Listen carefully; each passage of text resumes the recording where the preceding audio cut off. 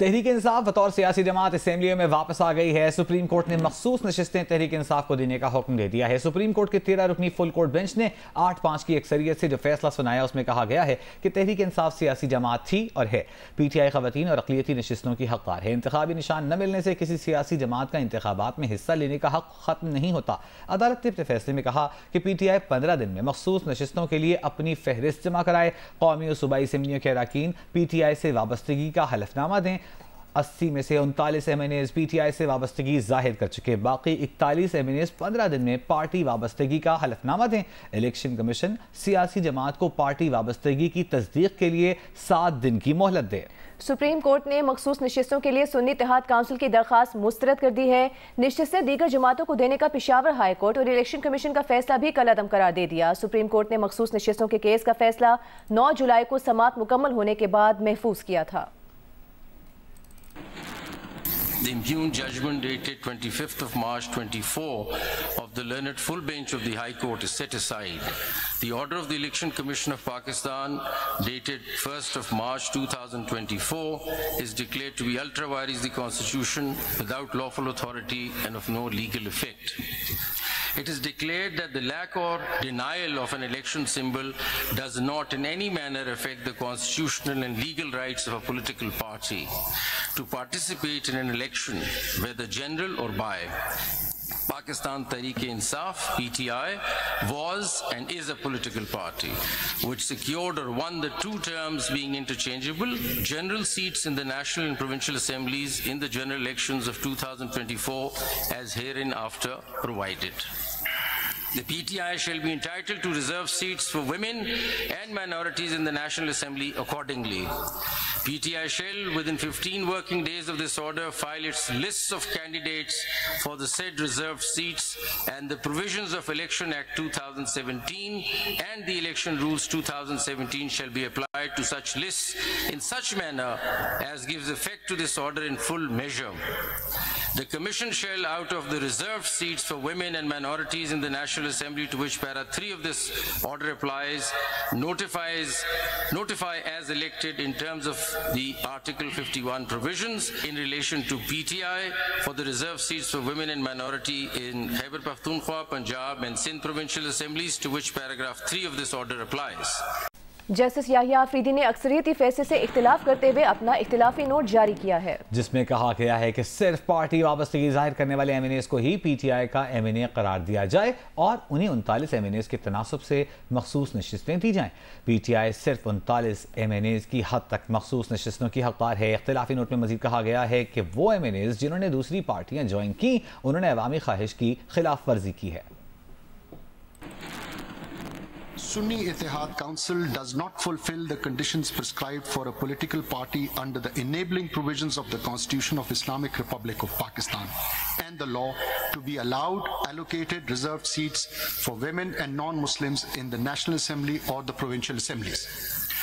Pakistan Tehreek-e-Insaf fulfills the conditions prescribed for a political party under the enabling provisions of the Constitution and the law to be allowed allocated reserved seats for women and non-Muslims in terms that a candidate for a seat in the National Assembly or the Provincial Assembly who in his or her nomination paper has declared on oath to belong to PTI and duly submitted a certificate of the same political party confirming that she is the nominated candidate of PTI for the respective constituency shall remain so and cannot be declared independent unless she submitted a written declaration to the Election Commission of Pakistan or the returning officer to be treated as a candidate of another political party or as an independent candidate. وزیر دفاع خواجہ آصف نے کہا ہے کہ آج اعلیٰ ترین عدلیہ نے آئینی فیصلے کی بجائے سیاسی فیصلہ دیا ہے۔ سپریم کورٹ کے فیصلے پر اپنے رد عمل میں خواجہ آصف نے کہا کہ عدالت نے انصاف کے تقاضوں کی بجائے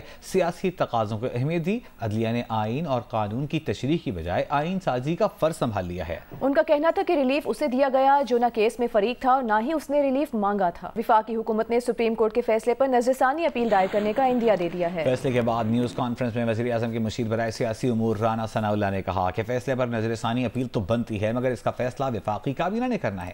ایک سوال پر رانا ثناء کا یہ بھی کہنا تھا کہ اس فیصلے کو حکومت کے خلاف سازش قرار نہیں دیا جا سکتا۔ قانون کے طالب علم کے طور پہ بات کی ہے کہ ریویو بنتا ہے، ہونا چاہیے، کیونکہ جو ریلیف دیا گیا ہے اور جس کو دیا گیا ہے وہ دونوں ہی جو ہے وہ یعنی عدالت کے سامنے نہیں تھے، اور ان کے اوپر آرگومنٹ ہی نہیں ہوا، نہ حق میں ہوا نہ جو ہے وہ خلاف ہوا۔ معزز ججز جو ہیں وہ بھی انسان ہیں، ان کی اپنی ایک رائے ہو سکتی ہے، اس رائے سے ہمیں اختلاف ہو سکتا ہے اور ہماری جو رائے ہے اس سے ان کو اختلاف ہو سکتا ہے۔ تو میں یہ سازش والی بات جو ہے اس سے تو متفق نہیں ہوں۔ جمعیت علماء اسلام کے امیر مولانا فضل الرحمان نے کہا ہے کہ JUI سپریم کورٹ کے فیصلے کو جزوی طور پر تسلیم کرتی ہے۔ مخصوص نشستوں پر سپریم کورٹ کے فیصلے پر رد عمل دیتے ہوئے مولانا فضل الرحمان نے کہا کہ بطور جماعت اپیل دائر نہیں کریں گے۔ مولانا نے کہا کہ فیصلے سے متاثر افراد کو انفرادی طور پر اپیل سے نہیں روک سکتے۔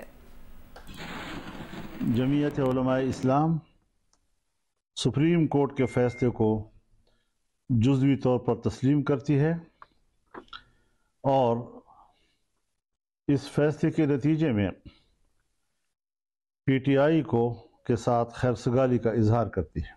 جمعیت علماء اسلام بطور جماعت اپیل داخل نہیں کرے گی، تاہم جمعیت علماء اسلام کے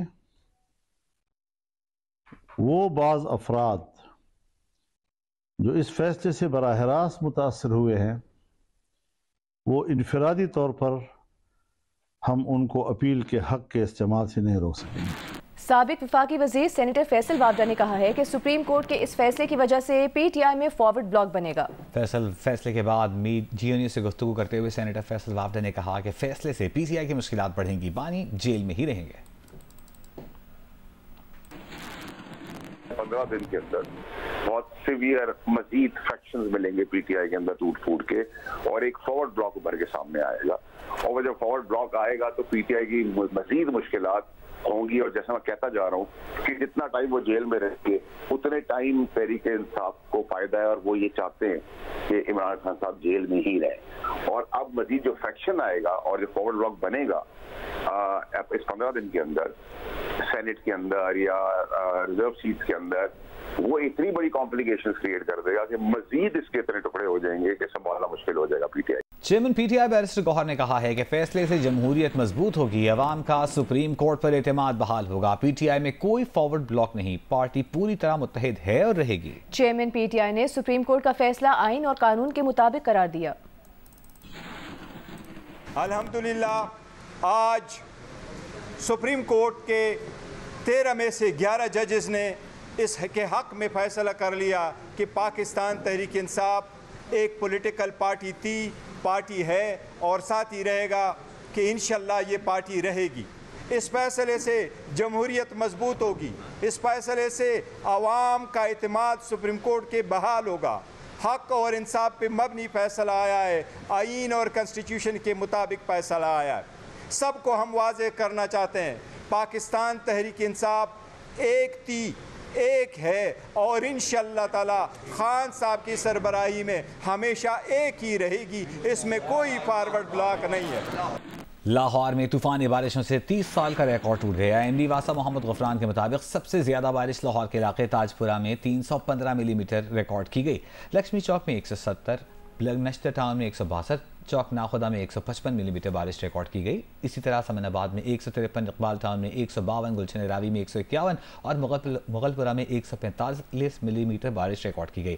تاج پورہ اور شاہ جمال میں بارش کا پانی گھروں میں داخل ہو گیا۔ مزید بتائیں گے اس بارے میں جیو نیوز کے نمائندے میاں عابد۔